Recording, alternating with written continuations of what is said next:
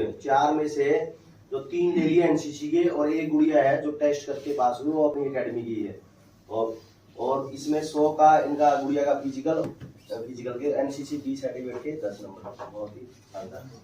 देखो बहुत सारे पेरेंट्स है अपने आए हैं और सभी को ये भी देखने को मिला होगा कि अपने संस्थान में जो माहौल है जो एक तरह से घरेलू सा रहता है। और जैसे इन बच्चों ने भी बताया होगा, अपने संस्थान में सबसे महत्वपूर्ण एक चीज रहती है, वो अभी हम डिस्कस कर रहे थे बाहर कि जैसे बीएसएफ के बैच की अभी डिस्कस कर रहे थे कि बीएसएफ का बैच है अपने पास में, और बीएसएफ के बैच में सुबह से शाम तक लगती है फिर क्लास। और अन्य संस्थानों की देखा तो भी यहाँ इतना कोई नहीं पढ़ाता। मेन ये रहता है कि अपना इतना कोई नहीं पढ़ाता जितना ये पढ़ाते हैं। अब इतना क्यों पढ़ाते हैं, सबसे महत्वपूर्ण बात ये भी है, इतना इसलिए पढ़ाते हैं, बहुत सारे बच्चे हैं 88 के फिजिकल के भी होते हैं, 75 के भी फिजिकल के भी होते हैं, 69 के फिजिकल के भी होते हैं और यदि कट ऑफ चली जाती है ऊपर तो उनके सिलेक्शन नहीं हो पाते।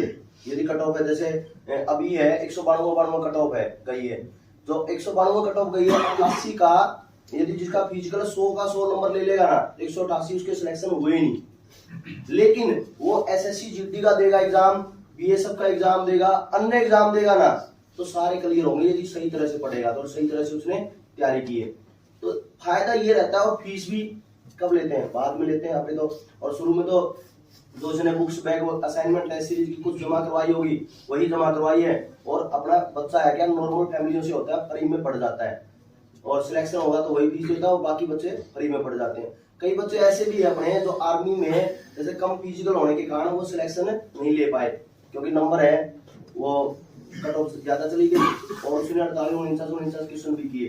लेकिन वो अन्य जैसे हरियाणा पुलिस में कुछ चले गए, कुछ अन्य डिपार्टमेंट में चले गए, तो अन्य कहीं ना कहीं सिलेक्शन आ जाता है।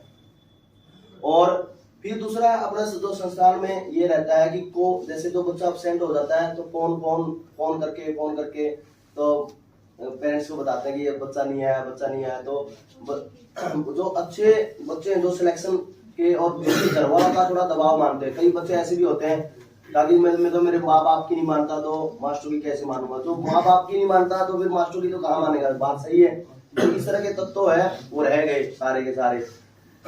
और जो मेहनती है वही आगे बढ़ते हैं, जिसके पेरेंट्स, इसलिए हम बोलते हैं हमेशा पेरेंट्स का साथ मिलना चाहिए। जिनके भी सिलेक्शन हुए हैं सारे, तो सारे हैं कंटिन्यूटी वाले हुए हैं, A to Z कंटिन्यूटी वाले। ठीक है, तो सभी को शुभकामनाएं और नौकरी है बेहतर रहने वाली ही है आपकी। और अपने देखो नौकरी लगने के बहुत सारे फायदे हैं। परिवार में अपने भाई बंधु है वो उनको अच्छी एजुकेशन, उनको एक शिक्षा भी मिलती है और उसका ये भी बेनिफिट होता है कि एक आप उदाहरण पेश कर सके हो उनके सामने। क्योंकि अब ये भी है कि जैसे अभी अपना जो अगला जो संस्थान का अपने उद्देश्य रहते हैं कि कुछ इस तरह के जवान तैयार करें जो अफसर वगैरह में, जैसे अपना आगे का जो टारगेट है जैसे अगले साल से लगभग है अपना जो एनडीए वगैरह की कोचिंग है वो अच्छी तरह से, जैसे कर्नल वगैरह है अपने साथ में टाई अप कर रहे हैं यहाँ पे, तो वो एनडीए वगैरह के अफसर, जैसे आपका भाई बंधु है जो कोई अफसर बनना चाहता है आर्मी में, तो एनडीए वगैरह के अपने फुल फ्लैश रूप से इस रूप से ही कर रहे हैं, जिससे आर्मी में अब धीरे धीरे पे अफसर भी भेजें। अन्य है जो कलेक्टर वगैरह भी, जैसे उद्देश्य है अपने संस्थान के कि अपने एक तो जजेज है, जज बनाए अपने संस्थान से, जज निकले।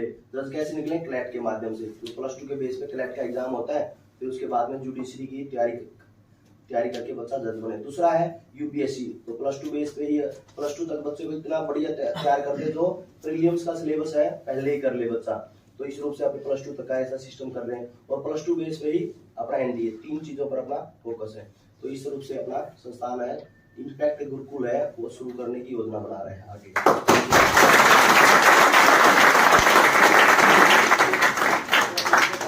और उसमें जैसे जोगिंदर सर, राजेंद्र सर तो नौकरी छोड़ के आ ही गए हैं, जब इम्पैक्ट गुरुकुल जब शुरू करेंगे तो मैं नौकरी छोड़ के आऊंगा और फिर मैं ही उसको रन करूंगा। और इस रूप से बच्चों को थोड़े से बच्चे लेके और जिसमें पूरा कंप्यूटर के माध्यम से एडमिशन हो, तो उस रूप से उसको तैयार करेंगे बिल्कुल शांति प्रिय रूप से। और इस रूप से गुरुकुल की पद्धति से सारा तो होगा इंग्लिश मीडियम और कॉम्पिटेटिव रूप से, लेकिन उसमें गुरुकुल की पद्धति से चलेगा। गुरुकुल समझते हो, जैसे अपने पुरातन समय में जो गुरुकुल थे, बिल्कुल गंजा गुंजा रख के बिल्कुल सारा सिस्टमेटिक ढंग से, तो ऊर्जा का केंद्र बस एक ही जगह से हो